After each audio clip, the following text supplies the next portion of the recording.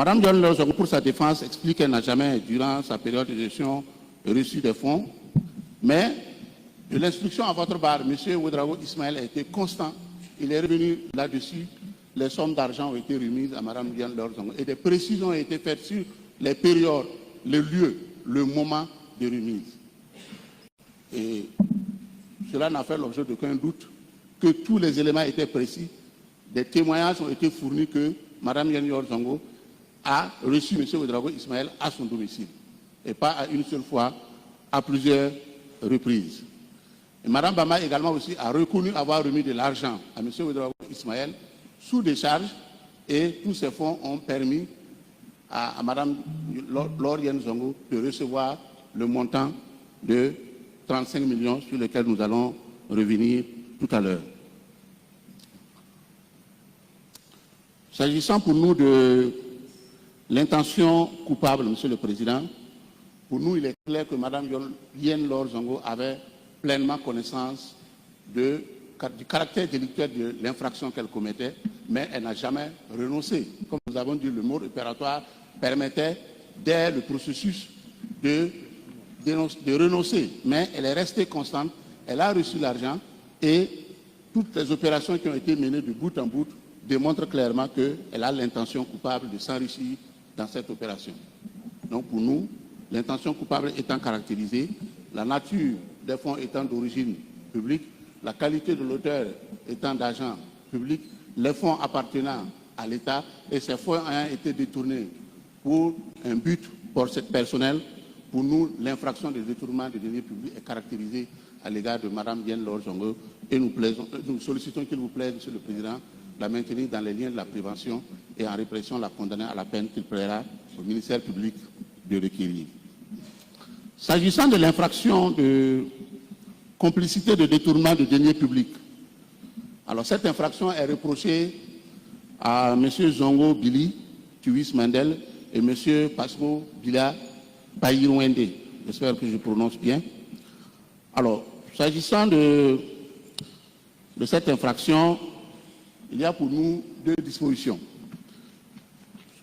S'agissant de la complicité, le Code pénal énumère les articles de complicité des crimes et des délits à son article 131-4 et les classe en 4 catégories. Alors, pour ce qui est de la présente cause, la complicité des prévenus ci-dessus, pour nous, peut être envisagée sous l'angle, bien sûr, des tirets 2 et 5 du dit article.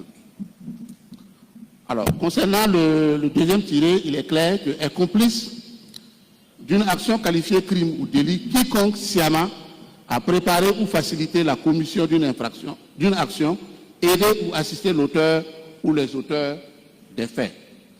Quant au tiret 5, il dispose qu'elle est complice d'une action qualifiée crime ou délit quiconque ayant connaissance d'un crime ou délit déjà tenté ou consommé alors qu'il n'était encore possible d'en prévenir ou limiter les effets ou qu'on pouvait penser que les coupables ou l'une d'eux commettaient de nouveaux crimes qu'une dénonciation peut prévenir. Avertir aussitôt les autorités administratives ou judiciaires. Monsieur le Président, à la lecture combinée de ces deux tirets, pour nous, la complicité est soit active, soit passive. Mais nous allons retenir pour ce qui est de la complicité active que c'est lorsque la personne poursuivie a apporté son concours, son aide, son assistance à la commission d'une infraction. Pour le cas ici, nous allons, comme je l'ai dit, procéder au cas par cas. Pour le cas de M. Zongo Billy, il est constant, et cela est ressorti lors des débats, que M. Zongo Billy a d'abord reçu, c'est lui qui a fait le contrat. Le contrat a commencé sous lui, il l'a préparé, il dit que même si il n'a pas été entièrement exécuté sous son magistère, au moins il a débuté le contrat. Et de par les pièces que nous avons consultées, un montant, une somme relicataire de la consommation du carburant, il restait 17 millions. Mais toujours est-il que le contrat a commencé à être exécuté au cours de l'année 2016. Dans le cas de l'exécution du dit marché, Mme Bamba dit avoir remis la somme de 40 millions à M. Zongo Billy. Les vraies décharges n'ont pas été faites dans ce cas, mais Mme Bamba est restée formelle sur la remise des sommes de 40 millions à M. Zongo Billy. Sur le détournement du carburant, M. Zongo Billy, avec les confrontations qu'il y a eu à votre bar, ainsi que le carburant qui a été mis à la disposition du ministère, a été détourné par plusieurs autres personnes. Maître n'a pas voulu dénoncer ces personnes. Et à la suite de 40 millions, il a cessé service pour permettre à M. Pasco Bila de continuer l'action de l'administration. Mais pour nous, lorsque on revient aux déclarations de M. Zongo Bila, qui a consisté pour lui à recevoir d'abord la somme de 40 millions, celui-ci s'est investi à ne pas dénoncer Mme Yen Lor Zongo dans l'infraction de détournement des deniers publics. Les débats n'ont pas permis, certes, de dire que la somme de 40 millions a été remise à Mme le ministre. Les débats, M. Zongo Billy reconnaît n'avoir pas reçu, mais Mme Bamba est formelle. La remise a été faite dans une enveloppe bien emballée, bien scotchée, et elle est restée constante sur ses déclarations. Pour nous, Monsieur le Président, M. Zongo Billy a eu pleinement connaissance que le détournement du carburant se faisait. Et il a même appelé à plusieurs reprises, que ce soit M. Ouedraogo Ismaël, que ce soit Mme Bamba, dans le cadre de l'exécution du contrat, et des informations lui ont été dites sur le détournement du carburant qui a été fait.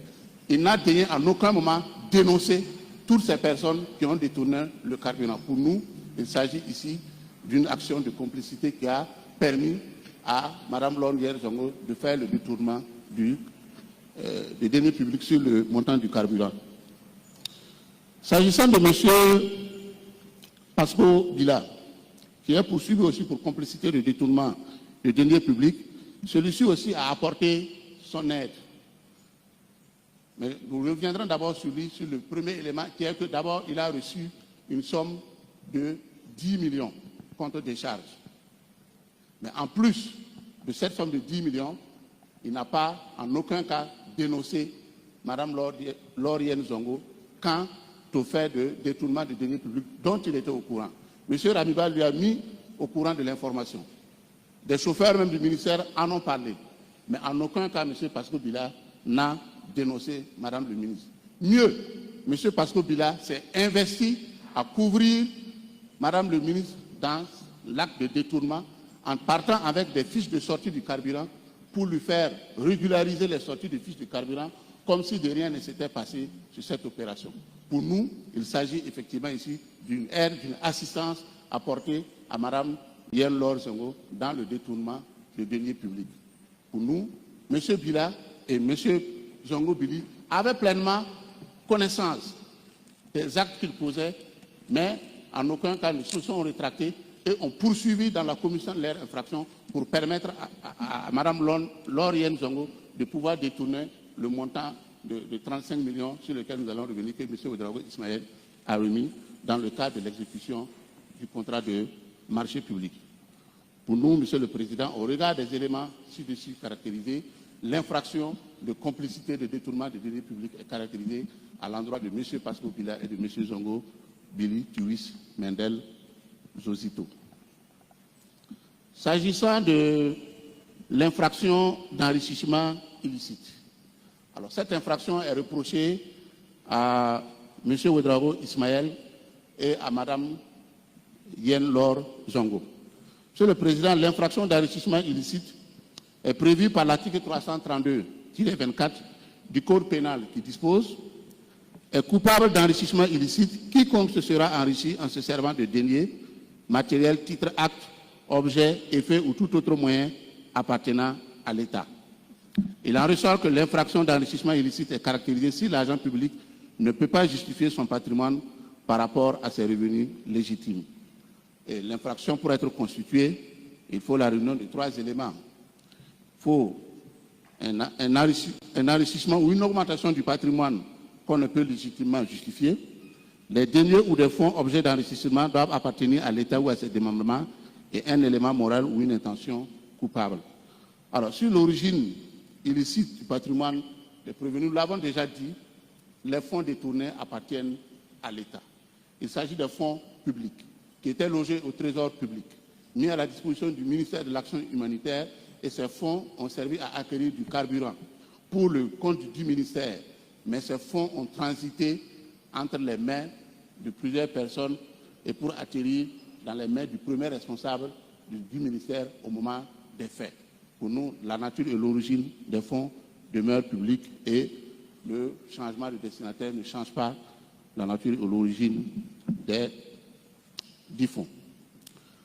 Pour revenir à Mme Laure Yen Zongo, nous l'avons dit, nous le rappelons, elle était agent public au moment des faits et par, bien sûr, l'enrichissement qu'il y a eu, son patrimoine s'est accru. Je précise ici que si ce fait, M. Ouedraogo Ismaël est formel, il a remis la somme de 35 millions, la somme totale de 35 millions à Mme Yen Laure Zongo. Confronté à votre barre, les débats ont permis qu'il y a eu des faisceaux d'éléments qui prouvent que s'il n'y avait pas eu remise d'argent, toutes ces informations n'allaient pas corroborer. Il s'agit de la copie de la carte d'identité qui a été retrouvée, il s'agit des parcelles qui ont été acquises au même moment, des éléments qui montrent que c'est l'argent, bien sûr, qui a permis d'acquérir et qui a permis à ces gens qui étaient déjà en relation d'affaires de renforcer leurs liens de collaboration par les sommes d'argent qui ont été remis et pour pouvoir, bien sûr, acquérir des biens pour accroître le patrimoine. Donc, sur ce point, pour ce qui est de l'accroissement des revenus de Mme Yen Laure Zongo, il ne fait l'objet d'aucun doute que ce montant de 35 millions a accru son patrimoine. Ce montant a une origine illicite, en ce sens qu'il provient d'une infraction délictuelle de détournement des deniers publics. Quant à M.